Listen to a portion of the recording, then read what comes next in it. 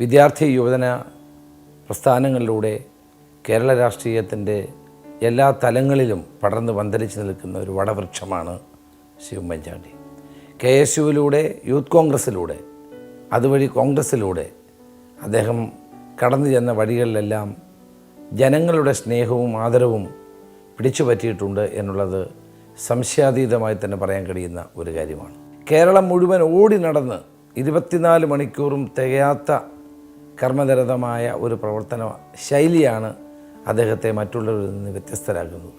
അനുകരണീയമായ നിരവധി മാതൃകകൾ ഉമ്മൻചാണ്ടിയുടെ ജീവിതത്തിൽ നമുക്ക് ചൂണ്ടിക്കാണിക്കാൻ സാധിക്കും. അത് നിങ്ങളുടെ മുമ്പിൽ അവതരിപ്പിക്കുകയാണ് സന്തോഷപൂർവ്വം. പ്രകൃതി സൗന്ദര്യം ഉത്സവ തുടിപ്പാർന്നു നിൽക്കുന്ന നമ്മുടെ നാട്. വിവിധ സ്വപ്നങ്ങൾ, വിവിധ ചിന്തകൾ, വിവിധ ശൈലികൾ. സംസ്കാരത്തിൻ്റെ ഈ സൂക്ഷിപ്പുകളാണ് നമ്മുടെ നിധി. നമ്മുടെ സാംസ്കാരിക സ്വപ്നത്തിൽ ഒരു നല്ല ഭരണാധികാരിയുണ്ട്. ജനങ്ങൾക്കൊപ്പമായിരിക്കുകയും ജനങ്ങൾക്കു വേണ്ടി തന്നെ സ്വയം സമർപ്പിക്കുകയും ചെയ്യുന്ന ഭരണാധികാരി, മഹാബലിയെപ്പോലെ. ഉമ്മൻചാണ്ടിയായ ഞാൻ ആമുഖം ആവശ്യമില്ലാത്ത നേതാവ്, ജനകീയതയും സുതാര്യതയും മുഖമുദ്രയാക്കിയ കർമ്മയോഗി, ജനങ്ങളുടെ സ്വന്തം കുഞ്ഞുഞ്ഞ്, നമ്മുടെ ഉമ്മൻചാണ്ടി. ജനകീയ പ്രശ്നങ്ങളുടെ ചൂടും പൊടിയുമേറ്റാണ് ഈ നേതാവിൻ്റെ രാഷ്ട്രീയ യാത്ര മുന്നേറിയത്.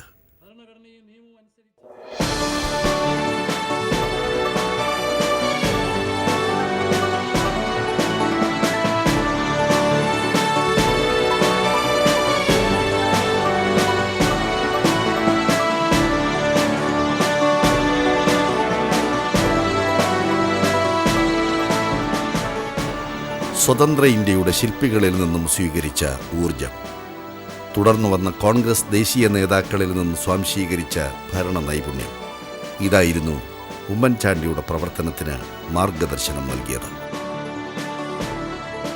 പുതിയ കാലത്തിനു വേണ്ടി നിരവധി നിയമങ്ങൾ നിർമ്മിക്കുന്നതിലും അദ്ദേഹം ചാലകശക്തിയായി മാറി. രാഷ്ട്രീയ പാരമ്പര്യമുള്ള കുടുംബത്തിലായിരുന്നു ഉമ്മൻചാണ്ടിയുടെ ജനനം. പുതുപ്പള്ളി വള്ളക്കാലിൽ ശ്രീ ചാണ്ടിയുടെയും ശ്രീമതി ബേബി ചാണ്ടിയുടെയും മകനായി 1943 ഒക്ടോബർ മാസം 31 ഉമ്മൻചാണ്ടി കുമരകത്ത് ജനിച്ചു. വത്സ മാത്യൂസാണ് ഉമ്മൻചാണ്ടിയുടെ സഹോദരി. സഹോദരൻ അലക്സ്. 1934 മുതൽ 38 വരെ MLC ആയിരുന്ന VJ ഉമ്മനാണ് ഉമ്മൻചാണ്ടിയുടെ മുത്തച്ഛൻ.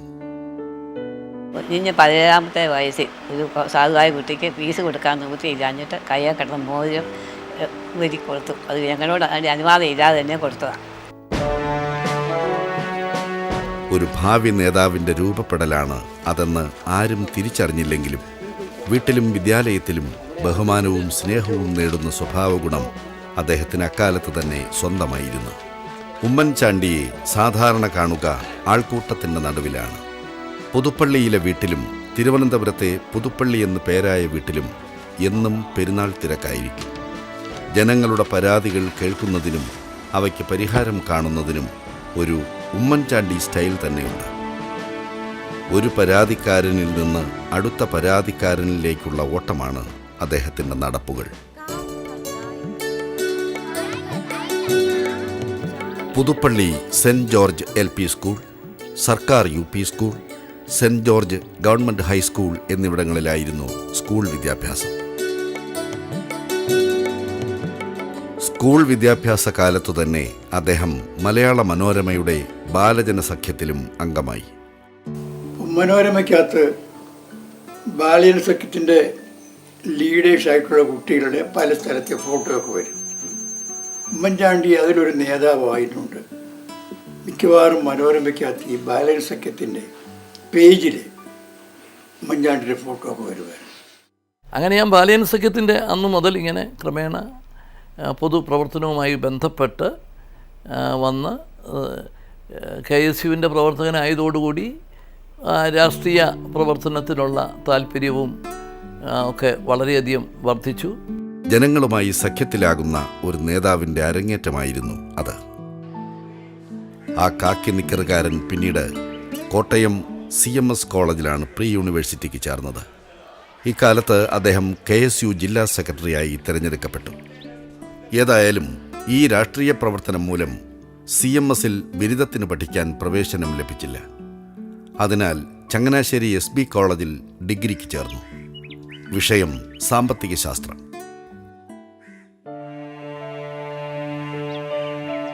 രാഷ്ട്രീയം കലങ്ങിമറിയുന്ന കാലമായിരുന്നു അന്ന് കലാലയ കാലം. പ്രക്ഷോഭങ്ങളുടെയും വേട്ടയാടലുകളുടെയും കാലം. SB കോളേജിൽ നിന്നും ബിരുദം നേടിയ ശേഷം ഉമ്മൻചാണ്ടി എറണാകുളം ലോ കോളേജിൽ ചേർന്നു. ഈ കാലഘട്ടത്തിലാണ് ശ്രീ AK ആന്റണിയുടെ പിൻഗാമിയായി 1967 അദ്ദേഹം KSU സംസ്ഥാന പ്രസിഡന്റാകുന്നത്. അന്നത്തെ ഒരു പ്രധാന സംഭവമായിരുന്നു തേവര SH കോളേജിലെ വിദ്യാർത്ഥിയായിരുന്ന മുരളിയുടെ മരണം. പോലീസ് ലാത്തിച്ചാർജിലാണ് മുരളി കൊല്ലപ്പെട്ടത്. എറണാകുളം കളക്ട്രേറ്റിൽ നടന്ന KSU പിക്കറ്റിങ്ങിൽ ഉമ്മൻചാണ്ടി അടക്കമുള്ള നേതാക്കൾക്ക് പോലീസിന്റെ മർദ്ദനമേറ്റു. ഇത് സർക്കാരിന് കളങ്കമായി. KSUവിന് രക്തഓട്ടവും നൽകി. 1968 EMS മന്ത്രിസഭയുടെ കാലം. അത് ഭക്ഷ്യക്ഷാമത്തിൻ്റെയും കാലമായിരുന്നു. അപ്പോൾ മന്ത്രിയായിരുന്ന ശ്രീ MN ഗോവിന്ദൻ നായർ പറഞ്ഞു, കുട്ടികൾ ബസ്സിൽ കല്ലെറിയുകയല്ല, പാടത്ത് വിത്തെറിയുകയാണ് വേണ്ടത്. KSU തയ്യാർ, സർക്കാർ തയ്യാറാണോ എന്നായിരുന്നു ശ്രീ ഉമ്മൻചാണ്ടിയുടെ പ്രതികരണം. ഏതായാലും ഇത് കുറിക്കുകൊണ്ടു. നെൽവിത്തിൻ്റെ 1,00,000 പാക്കറ്റുകൾ വിദ്യാർത്ഥികൾക്ക് നൽകാൻ സർക്കാർ തയ്യാറായി. വീടിൻ്റെയും വിദ്യാലയത്തിൻ്റെയും പരിസരത്ത് വിദ്യാർത്ഥികൾ ഈ നെല്ല് വിതച്ചു.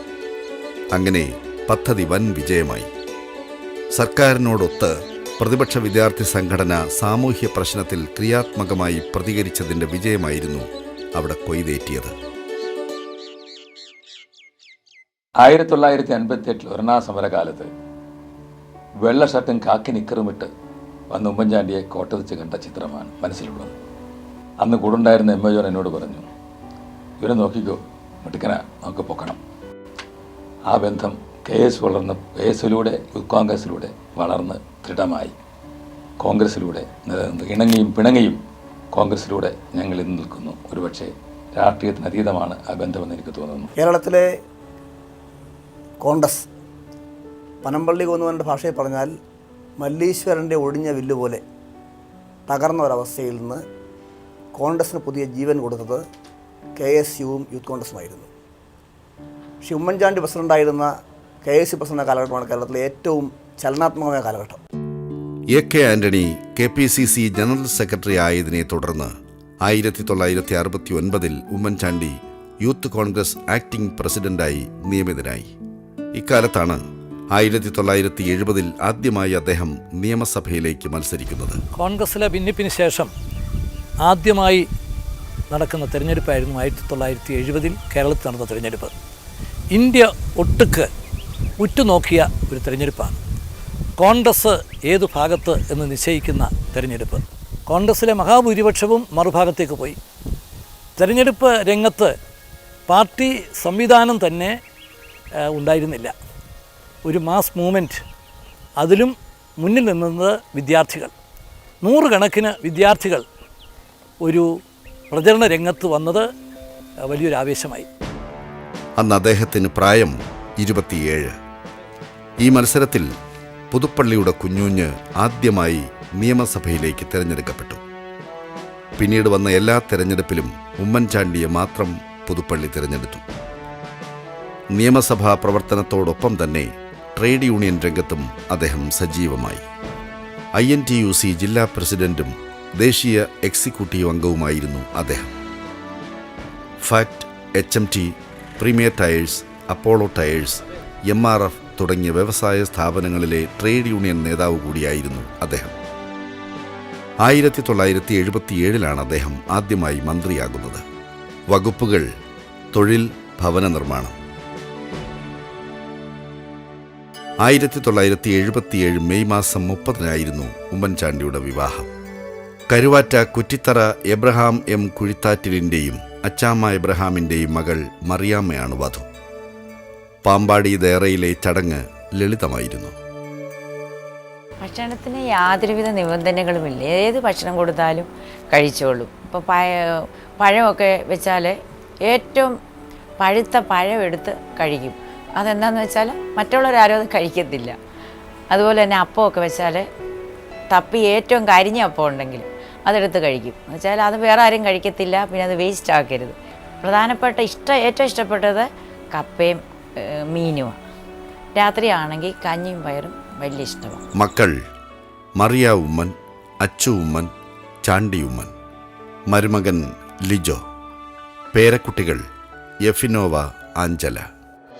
തൊഴിൽ ഭവന നിർമ്മാണ വകുപ്പുകളുടെ മന്ത്രിയായിരുന്ന ഇക്കാലം നിരവധി ശ്രദ്ധേയമായ ഭരണപരിഷ്കാരങ്ങളുടെ നാളുകളായിരുന്നു. വിദേശത്തെ തൊഴിൽ സാധ്യതയെക്കുറിച്ച് അറിവ് നൽകുന്ന ഒഡേപെക് സ്ഥാപിച്ചതും തൊഴിലില്ലായ്മ വേതനം നൽകിയതും ഇക്കാലത്താണ്. ഇന്ത്യയിൽ ആദ്യമായി ശുചീകരണ തൊഴിലാളികൾക്കായി ഭവന പദ്ധതി നടപ്പാക്കിയത് ഇദ്ദേഹമായിരുന്നു. യാഥാസ്ഥിതികരെ ചൊടിപ്പിച്ച ഈ പദ്ധതി ചെങ്കൽച്ചൂളയിൽ വിജയം കണ്ടു. അതിനൊരു കാരണം അന്നത്തെ മുഖ്യമന്ത്രിയായിരുന്ന ശ്രീ AK ആന്റണിയുടെ പൂർണ്ണ പിന്തുണയായിരുന്നു. അസംഘടിതരായ ചുമട്ടുതൊഴിലാളികൾക്ക് നിയമസംരക്ഷണം കേരളത്തിലെ മുഴുവൻ തൊഴിലാളി യൂണിയനുകളുടെയും ചുമട്ടുതൊഴിലാളികളുടെയും ഒരാഗ്രഹമായിരുന്നു. അതിന് തുടക്കം കുറിച്ചത് ശ്രീ വക്കം പുരുഷോത്തമൻ തൊഴിൽ വകുപ്പ് മന്ത്രിയായിരുന്ന അവസരത്തിലാണ്. അദ്ദേഹം അങ്ങനെയൊരു നിയമനിർമ്മാണത്തിന് തുടക്കം കുറിച്ചുവെങ്കിലും ആ ബില്ല് നിയമസഭയിൽ പാസ്സാക്കുന്നതിന് മുമ്പ് അസംബ്ലി തിരഞ്ഞെടുപ്പ് വന്നു. തിരഞ്ഞെടുപ്പിന് ശേഷം തൊഴിൽ വകുപ്പിൻ്റെ ചുമതല എനിക്കാണ് ലഭിച്ചത്. ചുമട്ടുതൊഴിലാളി നിയമം പാസ്സാക്കി അത് നടപ്പിലാക്കുക എന്നെ സംബന്ധിച്ചിടത്തോളം ട്രേഡ് യൂണിയൻ രംഗത്ത് നിന്ന് ഭരണരംഗത്തേക്ക് വന്ന ഒരു വ്യക്തി എന്ന നിലയിൽ എൻ്റെ ഒരു വലിയ ആഗ്രഹമായിരുന്നു. ആ ലക്ഷ്യം സാക്ഷാത്കരിക്കാൻ സാധിച്ചതിൽ എനിക്ക് അങ്ങേയറ്റത്തെ സംതൃപ്തിയുണ്ട്. 1981 ഡിസംബർ മാസം 28-ന് ഉമ്മൻചാണ്ടി കേരളത്തിൻ്റെ ആഭ്യന്തരമന്ത്രിയായി. കാര്യക്ഷമതയ്ക്ക് രാഷ്ട്രീയ എതിരാളികളുടെ പോലും പ്രശംസ നേടിയ ഭരണമായിരുന്നു ഇത്. പോലീസിൻ്റെ യൂണിഫോമിൽ ഇന്ന് കാണുന്ന പരിഷ്കാരം ഈ കാലത്തിൻ്റെ ഈടുവയ്പ്പാണ്. പോലീസിൻ്റെ വേഷവും തൊപ്പിയും കാലോചിതമായി പരിഷ്കരിക്കപ്പെട്ടു. 1982 കോൺഗ്രസ് നിയമസഭാ കക്ഷി ഉപനേതാവായ അദ്ദേഹം 91 കരുണാകരൻ മന്ത്രിസഭയിൽ ധനമന്ത്രിയായി. ഇക്കാലത്ത് കേരളത്തിൻ്റെ സാമ്പത്തിക സ്ഥിതി ദയനീയമായിരുന്നു.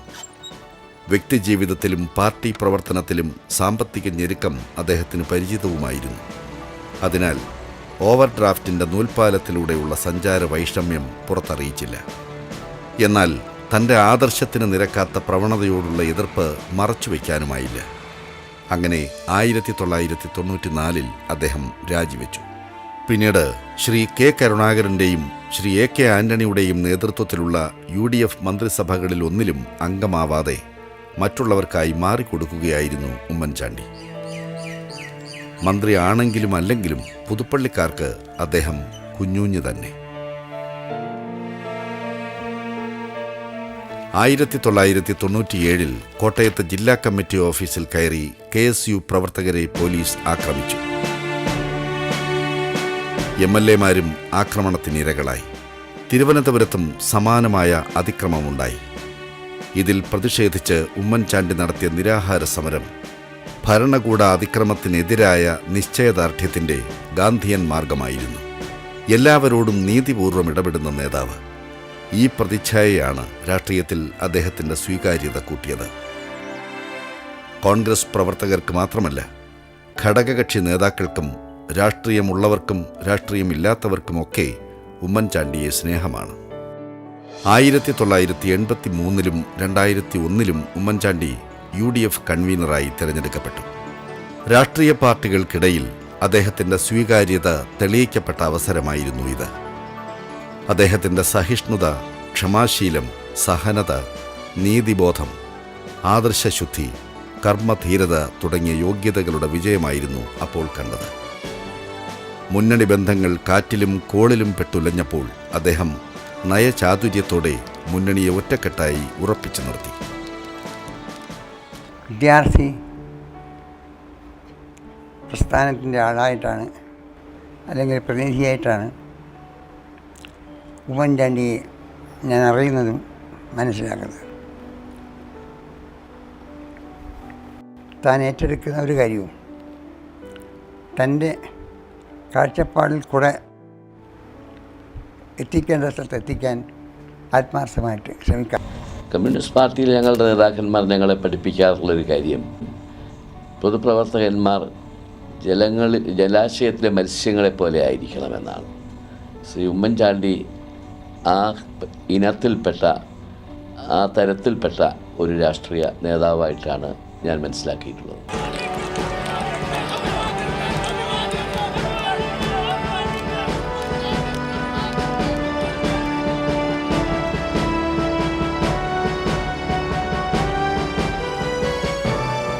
ആൾക്കൂട്ടത്തെ ഇളക്കിമറിക്കാനുള്ള വാക്ചാതുരി അദ്ദേഹത്തിന് വശമില്ല.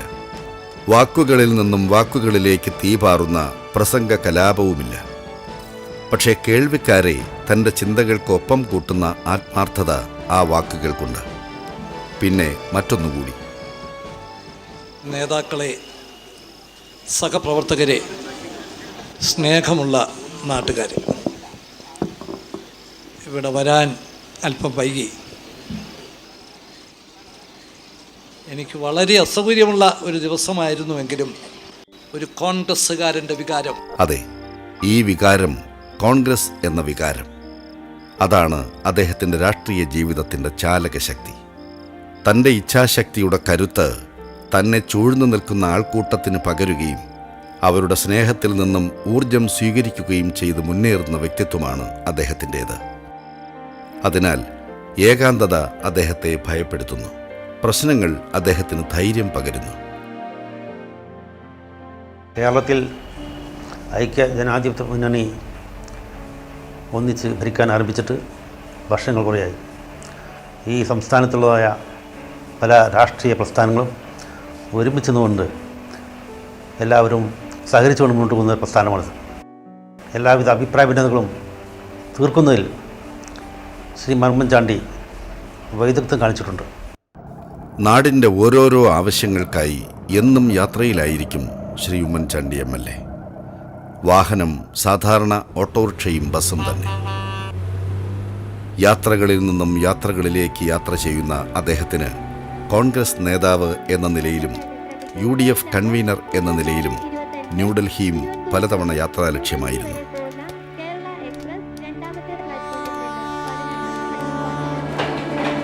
ഉമ്മൻചാണ്ടി കോൺഗ്രസ്സിന് മാത്രമല്ല കേരളത്തിലെ രാഷ്ട്രീയ രംഗത്തിന് വലിയൊരു മുതൽക്കൂട്ടാണ്. അദ്ദേഹത്തിൻ്റെ കഴിവുകൾ വെച്ച് നോക്കുമ്പോൾ ആ കഴിവുകൾക്ക് പൂർണ്ണമായ അംഗീകാരം നൽകാൻ എൻ്റെ പാർട്ടിക്കോ അദ്ദേഹത്തിൻ്റെ സഹപ്രവർത്തകന്മാർക്കോ കഴിഞ്ഞതായിട്ട് എനിക്ക് തോന്നുന്നില്ല. അധികാര രാഷ്ട്രീയത്തിന് പിറകെ പോകാതെ ജനങ്ങൾക്കു വേണ്ടി, ജനങ്ങൾക്കിടയിൽ, ജനങ്ങൾക്കൊപ്പം പ്രവർത്തിച്ച ഉമ്മൻചാണ്ടിക്ക് ജനസേവനത്തിന് കൂടുതൽ മികച്ച പദവി ലഭിക്കണമെന്നത് ജനാഭിലാഷമായിരുന്നു. അത് 2004 ഓഗസ്റ്റ് 31 നിറവേറി.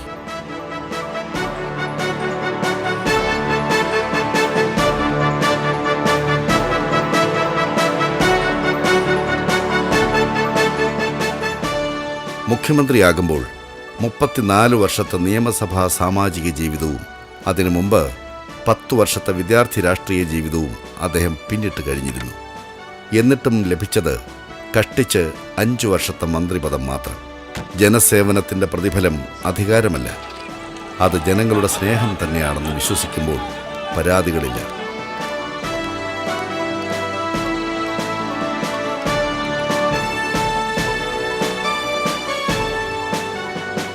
ഈ ജനസ്നേഹത്തിൻ്റെ അടയാളവാക്യം പോലെ അദ്ദേഹത്തിന് ചുറ്റും എന്നും ജനങ്ങളുണ്ടായിരുന്നു. എന്തായിരുന്നു ഈ ആൾക്കൂട്ടത്തിൻ്റെ രഹസ്യം? കർമ്മധീരതയും ആദർശശുദ്ധിയും കാരുണ്യവും അവരുടെ നേതാവിൽ കണ്ടെത്തിയതായിരിക്കുമോ? ഉമ്മൻചാണ്ടിയായ ഞാൻ ആയിരിക്കാം. ഈ നേതാവ് തങ്ങളുടെ ഹൃദയഭാരം താങ്ങുമെന്ന വിശ്വാസം കൂടെ ഉണ്ടായിരിക്കാം. ചിലപ്പോൾ പൂർണ്ണമായി ഭാഷയ്ക്കും ദൃശ്യത്തിനും വഴങ്ങാത്ത ഹൃദയ ഐക്യത്തിൻ്റെ സരളത കൊണ്ടായിരിക്കാം.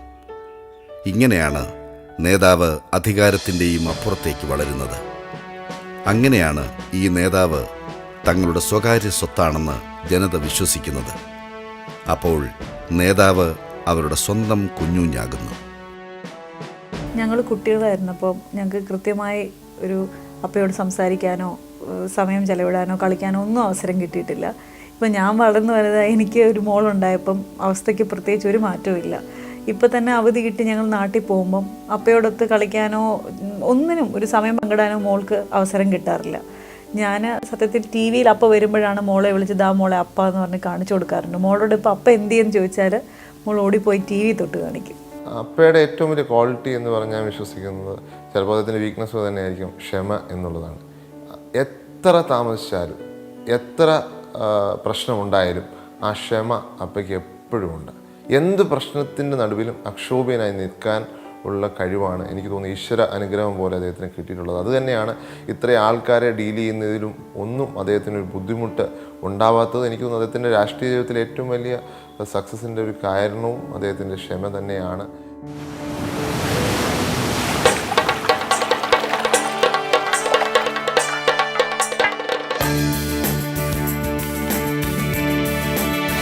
കേരളത്തിൻ്റെ വികസന മോഡൽ എന്ന് പറയുന്നത് അത് സ്വാതന്ത്ര്യത്തിന് മുമ്പുള്ളൊരു കാലഘട്ടത്തിൽ നമ്മൾ നേടിയ നേട്ടമാണ്.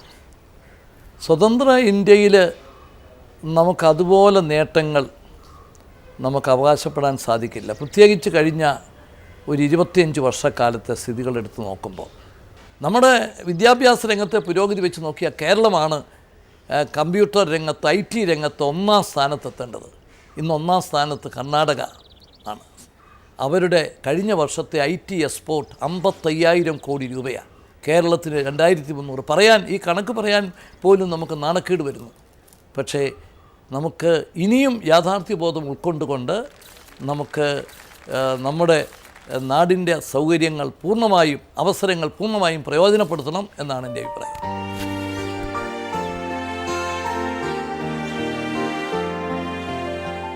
ജനങ്ങളുമൊത്ത് വികസനത്തിലേക്കുള്ള തീർത്ഥയാത്രയാണ് ഈ നേതാവിന് രാഷ്ട്രീയ പ്രവർത്തനം. അതിനാൽ ജനജീവിതത്തിൻ്റെ എല്ലാ പരിസരങ്ങളിലും അദ്ദേഹം സന്നിഹിതനാകുന്നു.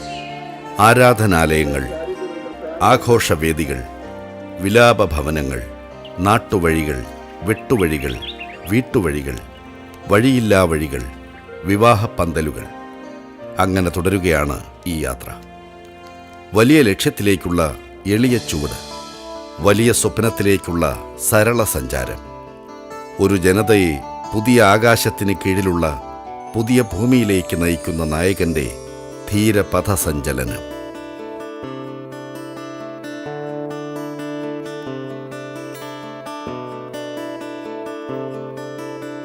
ഉദയസംക്രമ സൂര്യനുയരാൻ സമയമായിനി സമയമായി, ജനമനസ്സിൻ പടനിലത്തിൽ പടഹമുയരാൻ സമയമായി. ഇനി വികസനോന്മുഖ വീതിയിൽ ഒരു പട നയിക്കൂ നായക. ഇതിലേ ഇതു ധീര വിജയരഥം. ഇനി മടങ്ങില്ല സമരകാഹളമടങ്ങില്ലിനിയും, പട നയിച്ചോളൂ കൂടെ ജനമനമാർത്തിരമ്പുന്നു. ഇനി മടങ്ങില്ല സമരകാഹളമടങ്ങില്ലിനിയും, പട നയിച്ചോളൂ കൂടെ ജനമനമാർത്തിരമ്പുന്നു.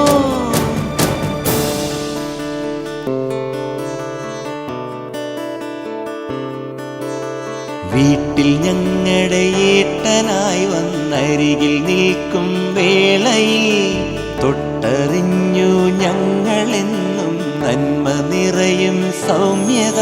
ബഹുദൂരമിനിയും താണ്ടുവാൻ അതിവേഗമീ വഴി പോകവേ, ഇനിയും വരണം വീണ്ടും എൻ്റെ മൺകുടിൽ. ഇതു ലളിത സുന്ദര ജീവിതത്തിൻ സ്നേഹ സന്ദേശം. ഇതു കേരളീയത കാത്തു നിൽക്കും ഹൃദയ പല്ലവികൾ. ഇതു ലളിത